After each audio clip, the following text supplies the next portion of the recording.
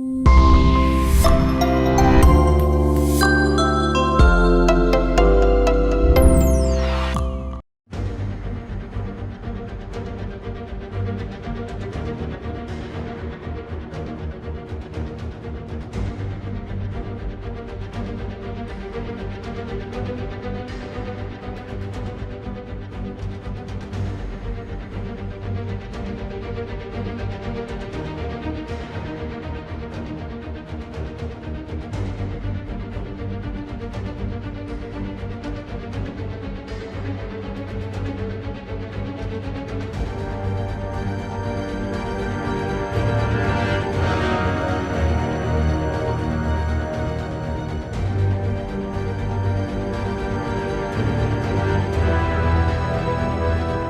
ans déjà que l'opération Kinshasa Bopeto a été lancée.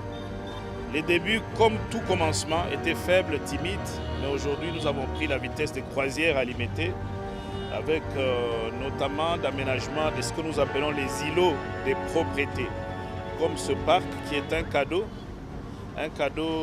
de son Excellence Monsieur le Gouverneur Gentilin Ngobila à la commune de Limete, un parc qui constitue un programme rapide, un programme visible à impact rapide. Et je vous donne rendez-vous dans 2 semaines maximum. Vous trouverez ce parking très moderne, vous le trouverez opérationnel, avec une capacité de plus de 50 véhicules, mais aussi un parc qui pourra accueillir toute personne qui le souhaite. Même si vous n'habitez pas Limete, vous êtes les bienvenus. Il y aura des bancs, de fraîcheur, des toilettes publiques, tout ce qu'il faut pour votre confort.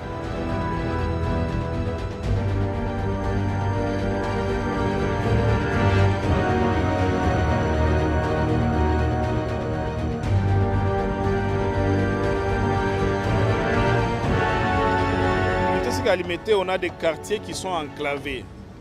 Et des fois, pour accéder à ces quartiers, ramasser les ordures, c'est difficile. Nous le reconnaissons.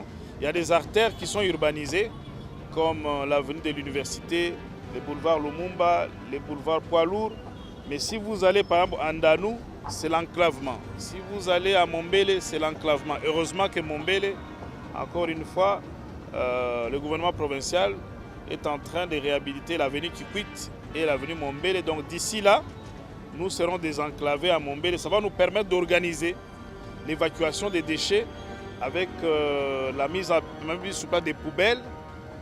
Si l'avenue Minikongo aussi à Kingaboa est réhabilitée, Iveco et Kulumba, et l'avenue Mwepu à Ndanou, l'avenue Kingaboa, on a déjà commencé le projet de réhabilitation. Nous allons aussi organiser un circuit de ramassage et justement d'évacuation des déchets. Donc les difficultés, c'est dans les zones enclavées où il n'existe pas de routes praticables.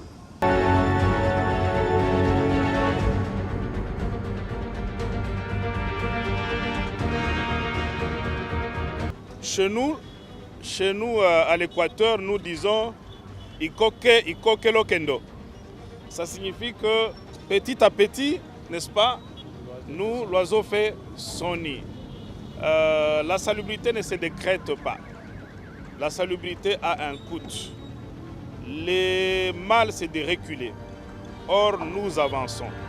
Et la salubrité étant une affaire de tous, nous pensons que ensemble, nous pourrions aller de l'avant. Nous commettrons l'erreur si moi, bourgmestre, je commence à penser que la salubrité, c'est une affaire du président de la République. Je vais croiser les mains, je vais regarder le président de la République, je vais lui dire, mais pourquoi vous ne venez pas balayer Pétunias? Pourquoi vous ne venez pas balayer Frésias, monsieur le président de la République? Pourquoi vous ne balayez pas Poids-Lourd? Si je croise mes mains, moi, chef de quartier, je dis, ah, la salubrité, c'est l'affaire du gouverneur Gentilin Ngobila. Le chef de quartier va croiser les mains.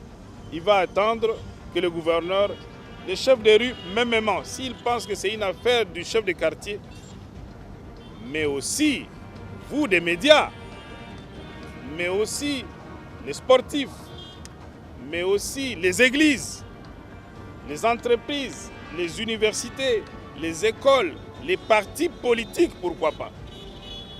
La salubrité, c'est une affaire de tous.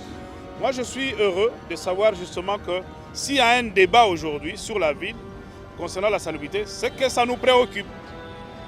C'est que c'est une préoccupation. Voyons cela comme une préoccupation de tout le monde, plutôt que comme si c'était, comment je peux dire, un terrain de combat. Non, ça signifie que ça nous intéresse.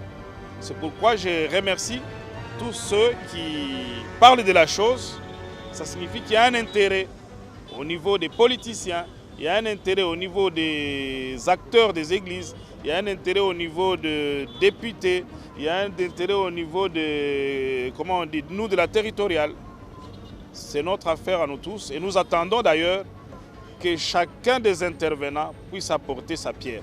J'aimerais qu'un de ces samedis, tous les députés nationaux de Kinshasa qui sont à Kinshasa, tous les députés provinciaux de Kinshasa, tous les membres du gouvernement, nationaux comme provinciaux qui résident à Kinshasa, j'aimerais bien voir chacun avec sa base descendre là où il est pour donner l'exemple à notre population.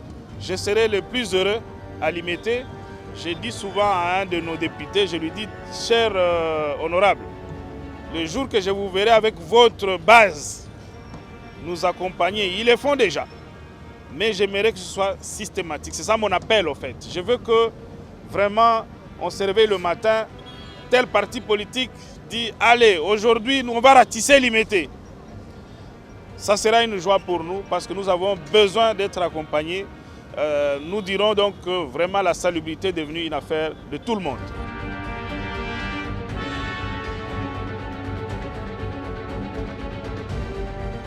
J'ai échangé avec le directeur provincial de l'OVD sur ordre de son Excellence, Monsieur le Gouverneur. Vous verrez d'ici là des machines déployées dans toutes les rivières délimitées notamment pour pouvoir curer nos rivières, mais aussi déjà l'OVD avec nous, nous avons commencé à curer. L'OVD est sur poids lourd, nous-mêmes nous sommes sur Lumumba. On a commencé à curer pour prévenir justement l'arrivée des prochaines pluies. Il y a aussi une petite équipe, une brigade qui est déployée, qui est soutenue par un particulier, qui est déployée en Danou, qui est en train aussi de curer l'avenue Mouep.